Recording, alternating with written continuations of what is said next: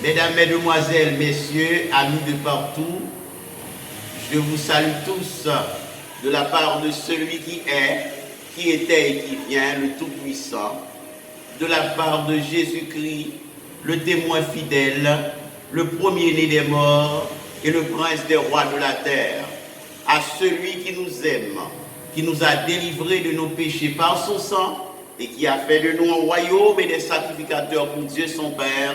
À lui soit la gloire au siècle des siècles. Amen. C'est toujours pour nous une immense joie de vous retrouver sur notre channel en vue de vous parler de la part de Dieu, en vue de vous communiquer le message de la parole de Dieu. Je veux présenter mes remerciements à tous nos abonnés, à tous ceux-là qui partagent nos vidéos, à tous ceux-là qui nous encouragent. Merci et que le Seigneur vous bénisse abondamment. Les bontés de l'Éternel ne sont pas épuisées, ses compassions ne sont pas à leur terme, elles se renouvellent chaque matin. Ô Seigneur, que ta fidélité est grande. Lisons-nous dans les lamentations de Jérémie. Aujourd'hui, mesdames et messieurs, amis de partout, je veux vous parler concernant la fidélité de Dieu. Un Dieu fidèle. Notre Dieu est un Dieu fidèle. Voilà pourquoi nous voulons vous entretenir autour de ce thème important. Un Dieu qui ne manque jamais à sa parole. Un Dieu qui est toujours prêt à nous entendre. Un Dieu qui est prêt à nous pardonner et à nous laver de nos péchés. Un Dieu qui est vraiment intéressant aux hommes. Un Dieu qui veut toujours être là avec nous dans les moments cruciaux de notre existence. Par fidélité, nous voulons parler de l'accomplissement des promesses de Dieu. Que ces promesses soient données directement dans sa parole ou qu'elles soient suggérées indirectement dans la nature ou le caractère de l'homme. La Bible dit, le témoin qui est dans le ciel est fidèle. Les promesses de Dieu ne failliront jamais. Dieu est absolument digne de confiance. Sa parole ne manque jamais. C'est pourquoi son peuple peut s'appuyer sur ses promesses. Dans le psaume 89, le psalmiste déclare, et je cite, « Je chanterai toujours les bontés de l'Éternel. Ma bouche fera connaître à jamais sa fidélité. Je dis la bonté à des fondements éternels. » Notre Dieu est un Dieu fidèle. Mesdames et messieurs, frères et sœurs bien-aimés, vous qui adorez ce Dieu puissant, le Dieu trois fois saint, le Dieu de l'univers, vous pouvez toujours compter sur sa fidélité. Notre Dieu est fidèle. Il est fidèle d'abord comme étant le grand pourvoyeur. Il est fidèle comme étant le grand pourvoyeur. Notre Dieu est celui qui pourvoit à nos besoins. Il est celui qui donne la nourriture à toute chair.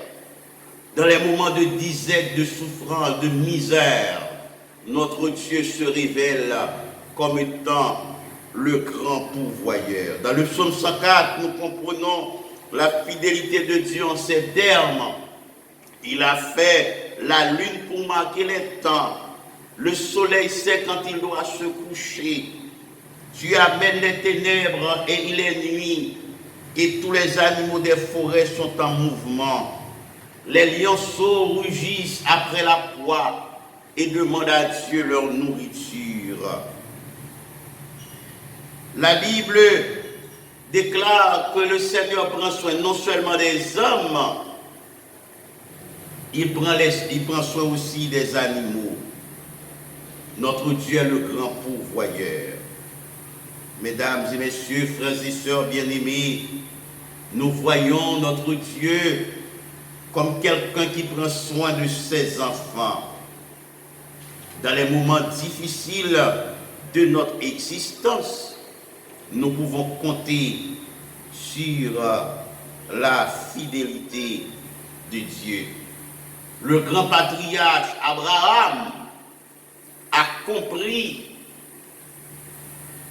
cela quand il a déclaré que l'Éternel est le Yahweh Jireh, celui qui pourvoit. Dans Genèse chapitre 22, versets 7 à 8, Abraham répondit à son fils, « Mon fils, Dieu va se pourvoir lui-même de l'agneau pour l'Holocauste. » Et ils marchèrent tous deux ensemble. À la question d'Isaac, pour demander à son père, nous avons le bois, nous avons le feu, mais où est l'agneau pour l'Holocauste? Dieu se pourvoira lui-même de l'agneau. Nous pouvons toujours compter sur la fidélité de Dieu dans les moments de disette, de famine, de détresse. L'auteur a chanté pour dire « Tu as pourvu chaque jour à mes besoins, grande en fidélité, toi envers moi. » Non seulement nous voyons la fidélité de Dieu, nous voyons que Dieu est fidèle comme étant le grand pourvoyeur. Deuxièmement, il est fidèle comme étant le grand guérisseur. C'est notre deuxième remarque. Frères et sœurs bien-aimés, dans le psaume 103, nous lisons ces paroles. C'est lui qui pardonne nos iniquités. C'est lui qui guérit toutes nos maladies. C'est lui qui nous délivre de la misère. Le Seigneur est le Yahweh Rapha, l'Éternel qui guérit. Il a guéri Naaman le Syrien. Il a guéri l'homme malade auprès de la piscine de Bethesda pendant 38 ans. Il a guéri la femme perte de sang depuis 12 ans. Il est toujours dans les activités de guérison. Notre Dieu est toujours dans le business de guérison. Êtes-vous malade aujourd'hui? Êtes-vous malade? Avez-vous une sorte de malaise? Confiez-vous en l'Éternel. Il est toujours le guérisseur par excellence. Il est toujours le grand médecin de l'âme et du corps. Notre Dieu est toujours disposé à guérir ceux qui souffrent, ceux qui sont meurtris et brisés.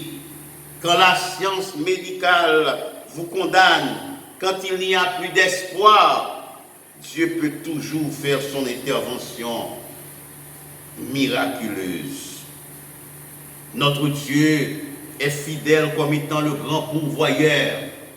Il est fidèle comme étant le grand guérisseur. Il est enfin fidèle comme étant le grand consolateur. Dieu console toujours ses enfants. L'Éternel est près de ceux qui ont le cœur brisé et il sauve ceux qui ont l'esprit dans l'abattement. Le malheur atteint souvent le juste, mais l'Éternel l'en délivre toujours. Quand nous sommes attristés, Dieu console dans la personne du Saint-Esprit. Le Saint-Esprit prie pour nous, il nous donne du secours, il nous exhorte. C'est le terme grec parakaleo, prier, secourir, exhorter, consoler, etc. Dans Romains 8, 20, 26, nous lisons ces paroles. De même, l'Esprit nous aide dans notre faiblesse. Car nous ne savons pas ce qu'il nous convient de demander dans nos prières, mais l'Esprit lui-même intercède pour nous par des soupirs inexprimables. Lorsque le croyant est faible, le Saint-Esprit prend les soupirs du croyant et il intercède en sa faveur. Le Père comprend l'intercession de l'Esprit et il répond à la prière en faisant concourir toutes choses au bien dans la vie du croyant parce que l'Esprit a intercédé pour cet enfant de Dieu.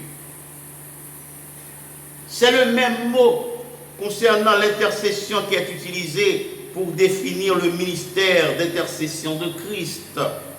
Tout comme Christ, l'Esprit intercède en faveur des croyants. Dans l'évangile de Jean, chapitre 14 et 16, le Saint-Esprit est appelé un autre consolateur. Il est un autre consolateur de la même nature que Christ, un consolateur appelé à se tenir aux côtés des saints pour les aider. Notre Dieu est fidèle. Il est fidèle comme étant le grand pourvoyeur. Il est fidèle comme étant le grand guérisseur. Fidèle comme étant le grand consolateur. Êtes-vous attristé aujourd'hui? Avez-vous des troubles dans votre vie? Avez-vous été trompé par un ami quelconque? Notre Dieu, lui, il ne trompe jamais personne. Il est fidèle, il ne vous trompe jamais. Faites-lui confiance. Remettez votre vie entre ses mains au moment où je vous parle. Notre Dieu qui est le créateur et préservateur de toutes choses est le seul espoir de l'humanité souffrante. Cessez de vous draper dans votre orgueil et votre sotte suffisance. Confiez-vous en ce Dieu fidèle, ce Dieu qui ne ment jamais, ce Dieu, ce que sa bouche a dit, sa main l'accomplira. Notre Dieu est fidèle. Il n'est pas un homme pour mentir, ni un fils de l'homme pour se repentir. Ce que sa bouche a dit, sa main l'accomplira. Le témoin qui est dans le ciel est fidèle. Je vous invite à vous tourner vers le Dieu fidèle et vrai.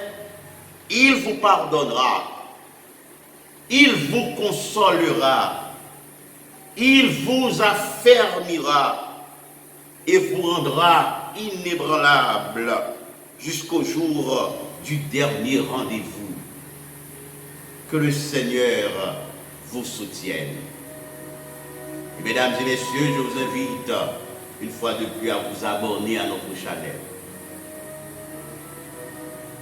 Je vous invite à regarder cette vidéo et à partager et à la partager à vos amis aussi. Que le Seigneur vous bénisse et vous pouvez toujours compter sur la fidélité de Dieu. Que le Seigneur vous soit donné.